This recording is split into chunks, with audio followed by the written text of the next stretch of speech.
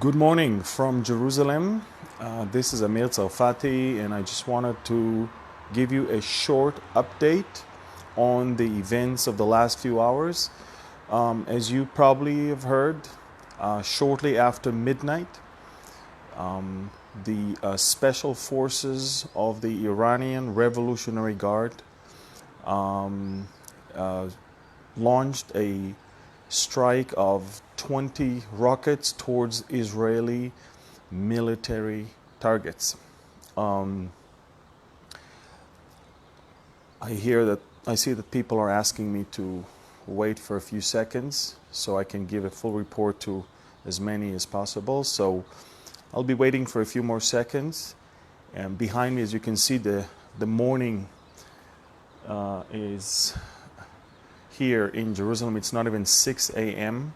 The sun is about to rise right behind the walls of the old city. And let me see. I'll start in just a few seconds. And maybe I can change positions for you to get to see a little bit more of Jerusalem.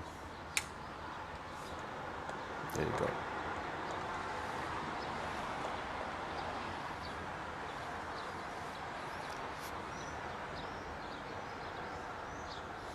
All right. So again, good morning, shalom everyone. This is Amir Tsarfati. It's not even 6 a.m. here in Israel right now. And just to give you a quick update on the events of this past night. 10 past midnight, the Iranian Revolutionary Guard is using his special forces called Al-Quds, Jerusalem in Arabic. And they're launching a strike of over 20 rockets towards the Israeli front outposts on the Golan Heights. For the people who have been with me to Israel, when we were standing always on top of Mount Bental looking at Syria, then you need to understand there's quite a few Israeli military outposts further towards the border. This whole area is not area where there's any civilians. It's just pure military area. The rockets were fired not only at the Israeli outpost in the valley, but also on Mount Hermon. There is an Israeli reconnaissance military outpost, and the idea was of the Iranians is to somehow destroy that electronic equipment. Probably 80 to 90% of their rockets were shut down by the Iron Dome. And what happened is that there is a minor damage to some of the outposts. No casualties were reported. We were ready for such a thing. However, since they did that, although we warned them not to, Israel, 2 hours later, started an unprecedented airstrike that is still going on as we speak right now. I cannot tell you right now the extent of that strike because, let's put it this way, it's above and beyond anything the Syrians or the Iranians could have imagined.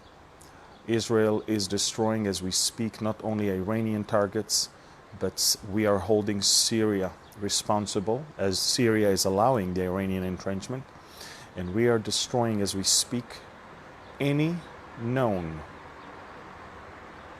serious Syrian military presence in the area. Israel is striking right now the 4th division of the Syrian army. Israel had struck every known possible Iranian target. I can tell you one thing, the Iranians are counting their dead right now by the dozens, and I'm not going to be surprised if by the end of the day you're going to hear much bigger numbers than that. In fact, the Israeli military is not releasing information as of the extent because it is still going on. We are striking airfields, air bases, silos of weapons, rocket launchers, and radar stations and air defense systems. Israel is in the middle of the most comprehensive and certainly unprecedented strike on Syria as we speak. And this comes hours after Prime Minister Netanyahu made it very clear to the Russians in Moscow that Israel is going to do whatever Israel needs to do in order to take care of business and defend itself. We warned the whole world, and we warned the Syrians, the Iranians, the Hezbollah, and we warned the international community that if Israel is going to be attacked, Israel is going to respond in a way that they will think twice before they do it again. The instructions for the Israeli public is business as usual. Schools are going to be open this morning. People can go to work. There is no disruption of civilian life in Israel.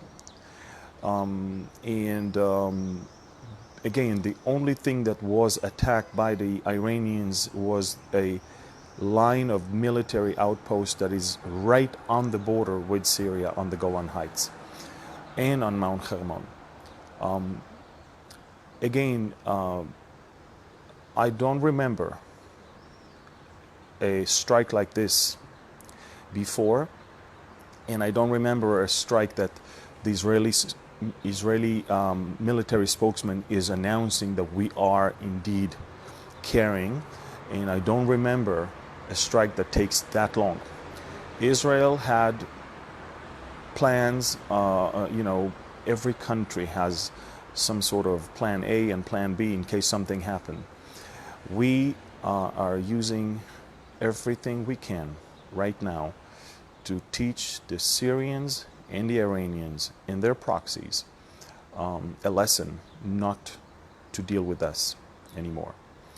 Again, for the sake of those of you, there's a lot of new people that just joined us right now. For the sake of those of you who just joined us, 10 minutes past midnight, the Iranian Revolutionary Guard, a special force called the Al-Quds Force, headed by General Soleimani, launched a barrage of more than 20 rockets towards Israeli military outposts. These are smaller outposts along the border with Syria.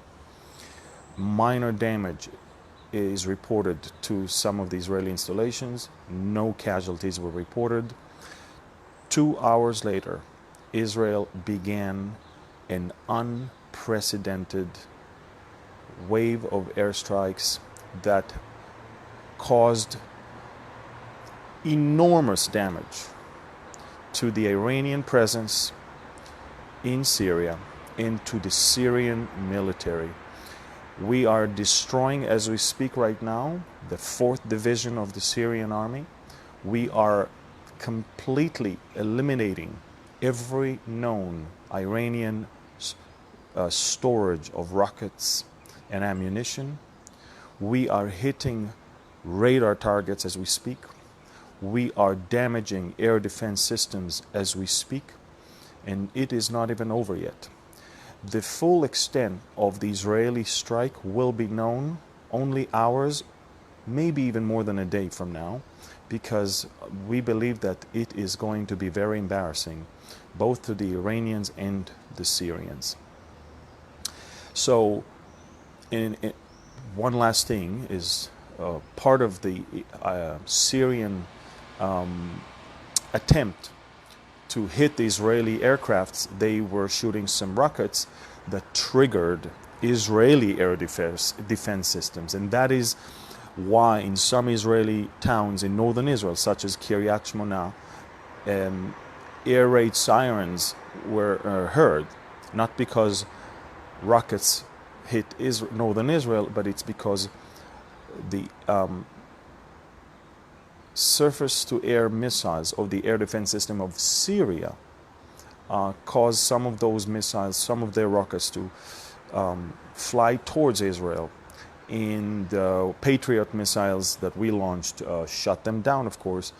and that triggered some of those sirens in northern Israel.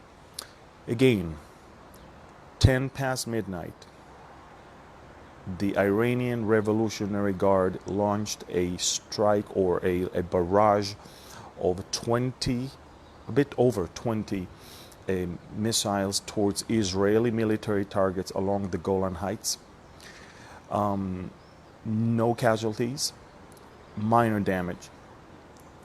2 hours later, Israel began what is, by the way, what is being reported in the Arab media as an unprecedented airstrike that is still going on as we speak right now. We're talking about air bases, military bases, we're talking about weapon caches, we're talking about storage, we're talking about radar systems, we're talking about air defense systems, and Iranian targets are being obliterated and erased from the surface right now as we speak. Of course, there's many more over there, but Israel is very, very determined to use their attack as a way for us to justify that which we want, and it is, of course, to uproot the Iranian presence in Syria. Yesterday, Prime Minister Netanyahu made it very clear to President Vladimir Putin that 73 years after the end of World War II, where the Jewish people were almost completely annihilated by enemies who wanted to kill us and destroy us just because we're Jews, we have in modern days new Nazis, different version of those, and these are the Iranians who are publicly calling for the annihilation of Israel. And Netanyahu said it very clear to the Syrian president: we are going to do whatever it takes to defend ourselves. A lot of people were asking me, Amir, why is it that that Netanyahu went to President Putin? First of all, he was invited by President Putin. Second of all, as of now, you need to understand, us hitting Iranian targets in Syria, serves the Russian interest. Why? The Russian interest is that the Bashar al-Assad regime will stay, and the Iranian shenanigans is causing it is destabilizing the whole region right now. The Russians don't want war right now. They prefer to get oil and gas and not count their deads. And so for the time being, at this moment, Russia prefers that Iran will not do what Iran is doing. And so when Israel is striking, the Russians in Syria are doing nothing. The Russians in Syria are in a way turning blind eye, allowing Israeli warplanes to do what we need to do without hitting them. It has to be very, very clear. If the Russians wanted, they could have launched their own strike against Israeli aircrafts, and that wouldn't be good. This is one of the reasons Benjamin Netanyahu sees a very high importance to go and talk to Putin, because at the moment there is a heavy Russian military presence in Syria, and unless we coordinate or at least get their approval or their silence, we wouldn't be able to operate the way we do in Syria. So at the moment, right now, as we speak, Israel is launching again an unprecedented strike in Syria on Iranian targets and Syrian military targets. The full extent of the Israeli strike is not revealed at this point, and I believe that when the spokeswoman of the White House, Sarah Huckabee, came on camera and said that Israel has the right to defend itself, this was a very important thing for us to hear, because once the damage is going to be revealed, the damage in Syria, then people needs to understand America backs us up. It's interesting because Governor Huckabee is right here in Israel. In fact, in the same hotel where I'm staying right now, while his daughter was giving that press briefing just about 3 hours ago. So, ladies and gentlemen, here we are. We're in the middle of an unprecedented Israeli strike in Syria. I reported that the day before yesterday. It's yesterday for the Americans.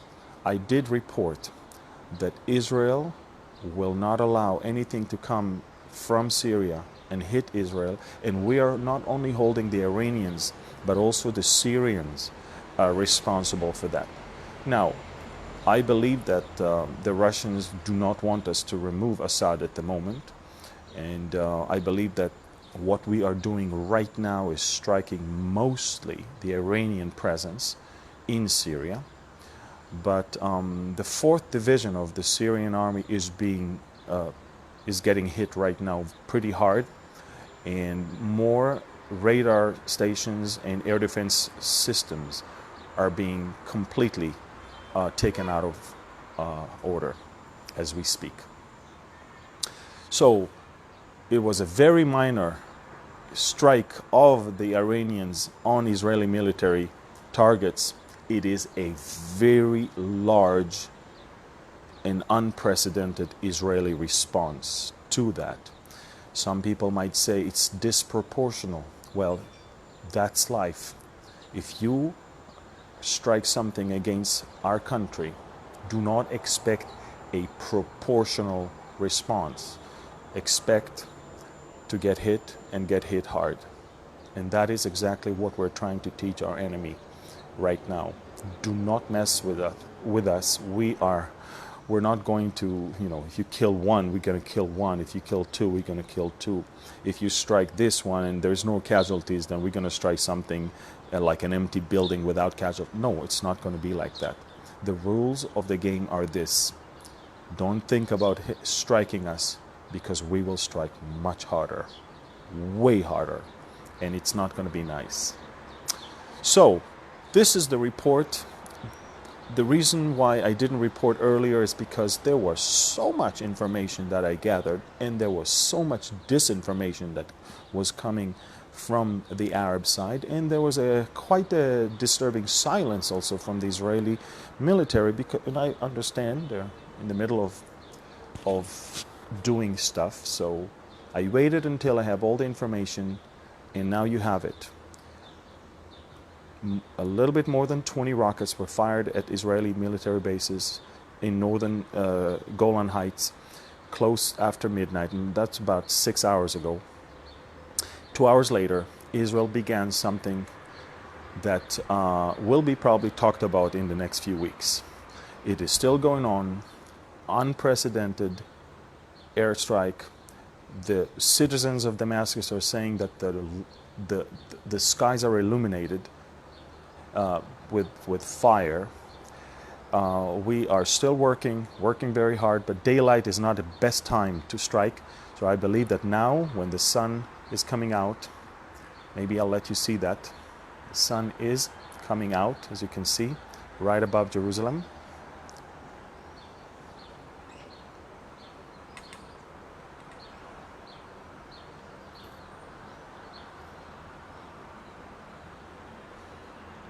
Now when the sun is rising, it's not a good time to continue airstrikes. I believe that our airplanes are getting back to their bases, and if there is something that will be worth reporting, I will come and report that.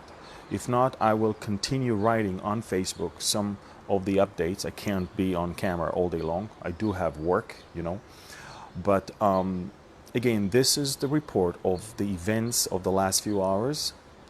Iranian strike that was very minor, with no casualties and minor damage to Israeli outposts. Unprecedented Israeli airstrike, which for the first time we even say that we are doing that. The Israeli military spokesman, IDF spokesman, is telling the Arabs in Arabic, Israel is launching right now a strike in Syria Do not think of shooting at our aircrafts, because you will be out. So not only that we are attacking, but we are admitting that, we are saying that clear and loud. We are in your skies, and we are destroying anything that might pose an imminent threat on our country. That's what we're doing. Thank you. God bless you.